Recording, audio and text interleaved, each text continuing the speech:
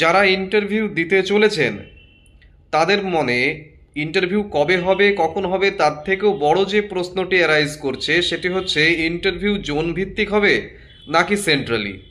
কারণ অনেকেই মনে করছেন যে সেন্ট্রালি না হয়ে যদি জোন ভিত্তিক হয় তাহলে বিভিন্ন সমস্যার সৃষ্টি হতে পারে এবং সেটিতে তারা স্যাটিসফাইড ফিল করছেন না ক্যান্ডিডেটরা আর কি। তো আজকের এই ভিডিওটিতে আমরা মোটামুটি জানবো যে জোন ভিত্তিক হতে চলেছে নাকি সেন্ট্রালি হতে চলেছে ইন্টারভিউ, জোন ভিত্তিক হলে কি কি সুবিধা কি কি অসুবিধা, যদি সেন্ট্রালি হয় তাহলেই বা কি কি সুবিধা কি কি অসুবিধা, যদি জোন ভিত্তিকই হয় তাহলে মোট কটা জোন এবং কোন কোন জোনের আন্ডারে কোন কোন জেলা পড়বে।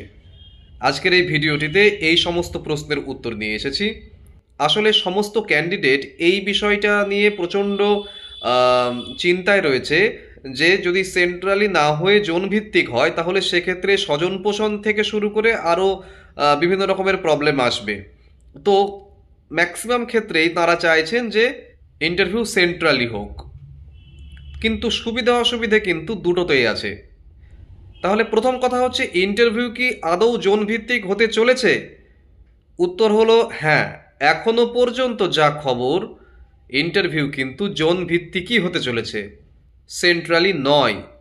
কারণ কি দেখুন, এই যে পরীক্ষাটি হয়েছে, এই যে এসএসসি এই যে সেকেন্ড এসএলএসটি নিচ্ছে, এটি কিন্তু 2016 সালের সমস্ত ক্যান্ডিডেট যারা আনটেন্টেড তাদেরকে বাঁচানোর জন্য তাদের 31 ডিসেম্বরের পরে কিন্তু স্যালারি বন্ধ হয়ে যাবে। তাহলে সুপ্রিম কোর্টের অর্ডার অনুযায়ী 31 ডিসেম্বরের মধ্যে এদের প্রত্যেককে আবার চাকরির পরীক্ষায় বসে উত্তীর্ণ হয়ে নিজের যোগ্যতা প্রমাণ করে আবার চাকরিতে জয়েন করতে হবে।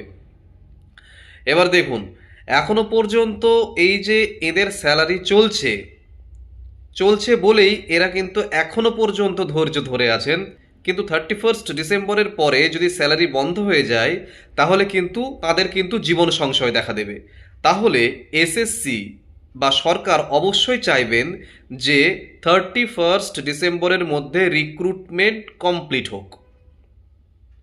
31 ডিসেম্বরের মধ্যে যদি সত্যি রিক্রুটমেন্ট কমপ্লিট করতে হয় তাহলে এই সময় সেন্ট্রালি ইন্টারভিউ নিলে যে সময়টা লাগবে সেই সময়টা কিন্তু ওই 31 ডিসেম্বর পেরিয়ে যাবে। অর্থাৎ ইন্টারভিউ সেন্ট্রালি হলে 31 ডিসেম্বরের মধ্যে কোনো মতেই নিয়োগ সম্পূর্ণ করা যাবে না। এবং এই পরীক্ষাটি মূলত কিন্তু হয়েইছে 2016 ক্যান্ডিডেটদের জন্য, হয়তো এই সময় পরীক্ষা হতোই না। সুতরাং তাদের জন্য 31 ডিসেম্বরের মধ্যেই সমস্ত কিছু কমপ্লিট করতে চাইছে কমিশন। এই যে করতে চাইছেন তাহলে ইন্টারভিউ তড়িঘড়ি করে করতে হবে, ইন্টারভিউ ভেরিফিকেশন কাউন্সেলিং ইত্যাদি যে সমস্ত প্রসেসিং এটা কিন্তু খুব তাড়াতাড়ি করতে হবে। আর তাড়াতাড়ি করতে গেলে মোটেই সেন্ট্রালি সেটা সম্ভব নয়, জোন ওয়াইজ করলে ব্যাপারটা অনেকটা হালকা হয়ে যাচ্ছে। এটিই আসল কারণ সেন্ট্রালি না হয়ে ইন্টারভিউ জোন ভিত্তিক হবার। তাহলে এবার আমরা জানবো মোট কটি জোন। মোট জোন হচ্ছে 5টি: eastern, Northern, southern, western, south eastern. তো কোন কোন জোনের আন্ডারে কোন কোন জেলা রয়েছে? ইস্টার্ন জোনের আন্ডারে রয়েছে বীরভূম, বর্ধমান, হুগলি। নর্দার্ন জোনের আন্ডারে রয়েছে আলিপুরদুয়ার, কোচবিহার, দক্ষিণ দিনাজপুর, দার্জিলিং, জলপাইগুড়ি, মালদা, মুর্শিদাবাদ, উত্তর দিনাজপুর।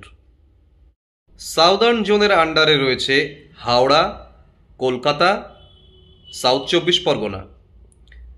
ওয়েস্টার্ন জোনের আন্ডারে রয়েছে বাঁকুড়া, পশ্চিম মেদিনীপুর, পূর্ব মেদিনীপুর এবং পুরুলিয়া। আর সাউথ ইস্টার্ন জোনের আন্ডারে রয়েছে নদিয়া এবং নর্থ 24 পরগনা।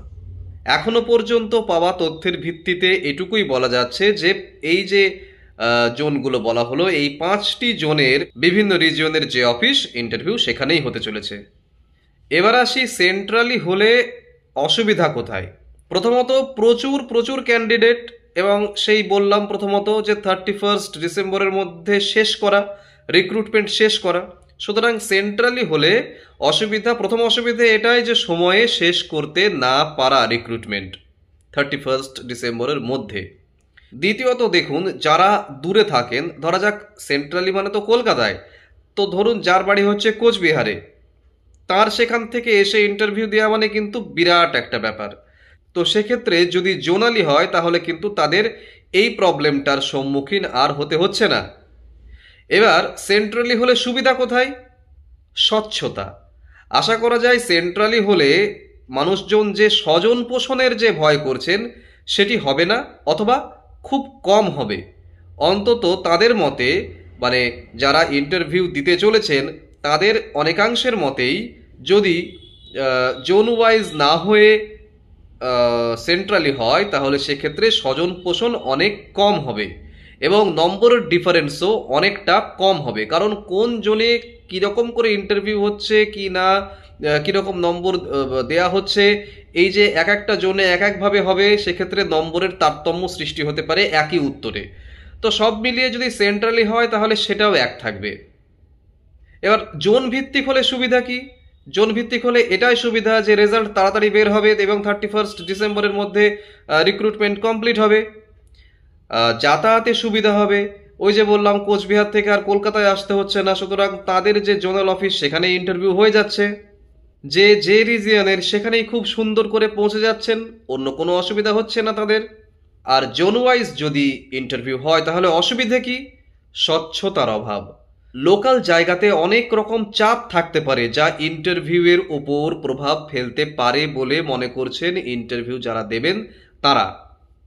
অর্থাৎ তারা স্বজন পোষণের ভয় করছেন। এক একটা জোনে যে অফিস থাকবে তারা হয়তো এক এক রকমের নিয়ম তৈরি করবেন, হ্যাঁ, এতে বিভিন্ন রকমের প্রবলেম অ্যারাইজ করবে এবং জটিলতা বাড়বে। অর্থাৎ নিয়ম রক্ষার জটিলতা বাড়বে কিনা সেটাও কিন্তু একটা ভাবার বিষয়। তাহলে দেখুন, জোন ওয়াইজ বা সেন্ট্রালি যাই হোক না কেন, দুটোরই কিছু সুবিধা কিছু অসুবিধে রয়েছে। পরিশেষে একটা কথা বলবো যে ইন্টারভিউয়ের যখন ডাক পাবেন সেই দিনটি থেকে ইন্টারভিউয়ে যাওয়ার দিনের ব্যবধান কিন্তু খুব অল্প দিনের হবে। তাহলে এই যে ছোট্ট পিরিয়ডটি, এটি কিন্তু ইন্টারভিউয়ের প্রিপারেশনের জন্য ঠিকঠাক নয়, তার থেকে অনেক বেশি দিন দরকার আপনাদের। সুতরাং প্রিপারেশন আপনাদের এখন থেকে শুরু করতে হবে। জোন ওয়াইজ হচ্ছে নাকি সেন্ট্রালি হচ্ছে এই নিয়ে মাথায় হাত দিয়ে বসে পড়লাম, অথবা কোনো একটা ইউটিউব ভিডিওতে হয়তো বলা হয়েছে যে কাট অফ এত দূর নামবে বা নামবে না, সেটা দিয়ে মাথায় হাত হয়ে গেল।